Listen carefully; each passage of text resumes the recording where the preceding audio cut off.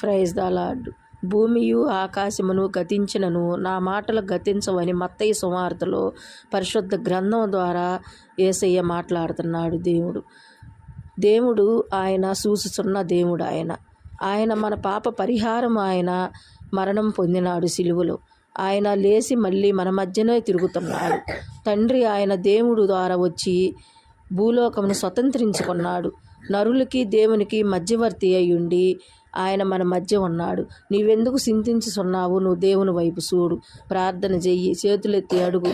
ఆయన కట్టడాలను ఆజ్ఞలను అనుసరించి గైకొని ఆయనకి చేతులెత్తి ప్రార్థించి ప్రభువా అని అడిగితే నీకు చెయ్యందంటూ ఏమీ లేదు. ఆయనకు సమస్తము సాధ్యమే. ఆయనకు అసాధ్యం ఏదీ లేదు. నీ హృదయం అంతా అర్పించు. నీవు ఉంటే ఎచ్చగానన్నుండు, లేదా చల్లగానన్నుడు. నులి ఎచ్చగా ఉంటే ఉమ్మి వేస్తానని. అవును, అర్థమైంది కదా. దేవుడు అని చెప్పి పైకి చూసుకుంటూ దేవుని నామమును దుర్వినియోగం చేస్తే దేవుడు చూస్తూ ఊరుకోడు, సహించే